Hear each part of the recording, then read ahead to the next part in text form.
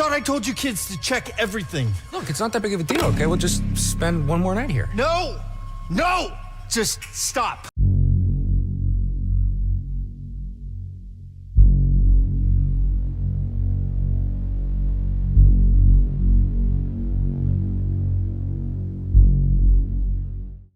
After the success of Until Dawn, Supermassive Games has been pretty regular in its delivery of horror titles with the Dark Pictures Anthology.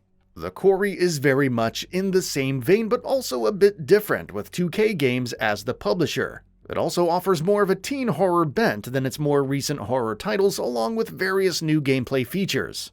Releasing on June 10th for Xbox Series X and S, Xbox One, PS4, 5, and PC, let's take a look at 13 things you should know before picking it up. Story and setting.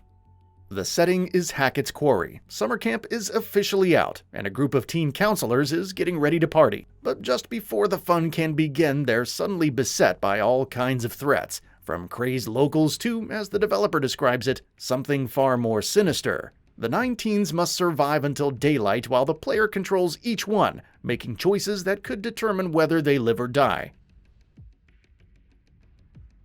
Choice and consequence.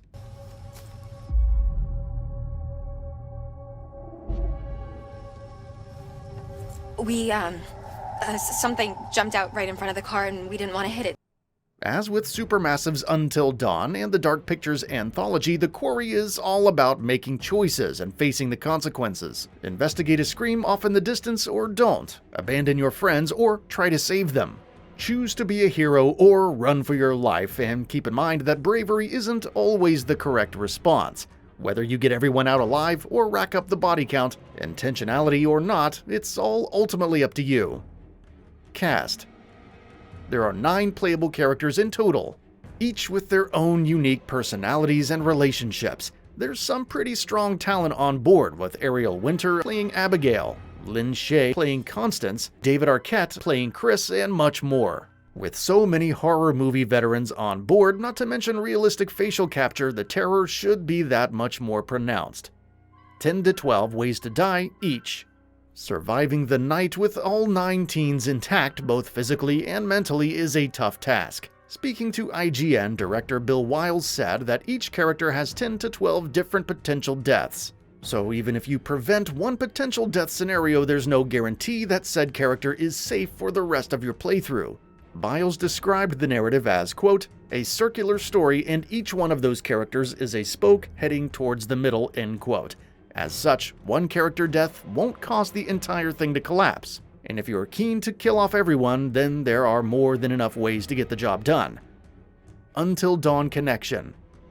Interestingly, the Quarry has been discussed in the same vein as Until Dawn, Supermassive's breakout title that also featured a cast of teens fighting for survival. Director Bill Wiles echoed this connection when speaking to IGN, noting that Until Dawn was, quote, definitely very, very much, end quote, going for a, quote, teen horror feel. It wasn't cliche, but we kind of definitely pushed it towards the stereotype of teen horror. We're doing the exact same thing on this. Gameplay length. In terms of gameplay length, Biles said that most playthroughs should take about 10 hours. If each character faces an early death, then the runtime can be easily whittled down to 7 hours. The average play length is probably somewhere in the middle, but the more characters you can keep alive, the better. Those seeking more value can pursue different endings and new collectible cards. The collectible cards.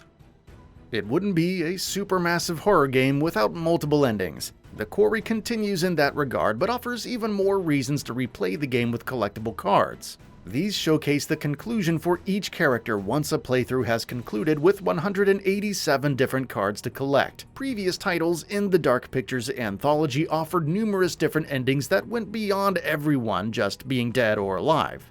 It should be interesting to see if the Quarry will be even more diverse in this regard. If nothing else, collecting all the cards is a nice incentive to keep coming back. Death Rewind.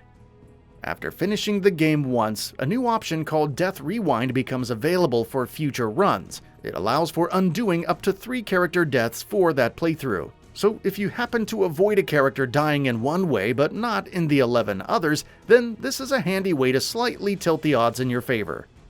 Movie Mode. If you prefer to sit back and watch the entire game as one long movie, then movie mode is the way to go. There are options for having everyone live or die, but the director's chair is the most interesting. This allows for customizing each character's behavior based on the situation and then watching how the AI directs the story. Characters can be sympathetic or inconsistent in conversations, adept when under pressure or clumsy, and composed or flustered in more violent situations. Tons of potential outcomes are possible, making it all the more interesting to see who comes out on top. Accessibility options. What if you want to play the story and not have to deal with failing any of the situations? There are various accessibility options to tweak the timers for the speed of interruptions, an aim assist option, easier QuickTime events, and more. Combat gameplay can also be removed entirely. If that weren't enough, accessibility options can be customized per character. So if you're playing with others, then you can retain the traditional experience while they opt for something easier. Local and online multiplayer. Speaking of multiplayer, local couch co-op is supported and sees each player controlling a different character and making different decisions. You can also play online with up to 7 players who vote on key choices, and hopefully not kill off the entire cast in a matter of hours. If you've experienced multiplayer in any of the Dark Pictures Anthology titles, then the Quarry's offerings should be pretty familiar. PC requirements. The minimum requirements for the Quarry on PC include AMD FX 8350 or Intel Core i5-3570 with 8GB of RAM and either a Radeon RX 470 or NVIDIA GeForce GTX 780. Recommended specifications are fairly hefty with a Ryzen 7 3800 XT or Core i9 10900K, 16GB of RAM, and either an RX 5700 or RX 2060 being necessary. In both cases, you'll need 50GB of available installation space. Filters and GOREFEST movie mode. Want to give your playthrough a different cinematic flair? The Horror History Visual Filter Pack can help. As a free bonus for pre-ordering, it provides 3 filters: Indie Horror, which gives a film grain style effect to the action, 80s Horror that turns the game into a VHS style movie, and Classic Horror for black and white chills and thrills. If you pick up the deluxe edition, then along with the base game, you get 80s themed character outfits, which arrive post-launch by July 8th, the Horror History Visual Filter Pack, instant access to Death Rewind, and GOREFEST movie mode, which significantly ups the amount of blood content. That's all for now. If you enjoy what you saw, please hit the like button. And if you're new to the channel, now is a great time to subscribe. We upload brand new videos every single day. After subscribing, don't forget to enable all notifications by clicking the bell icon. Thanks for watching this video, and we'll see you next time, right here on GamingBolt.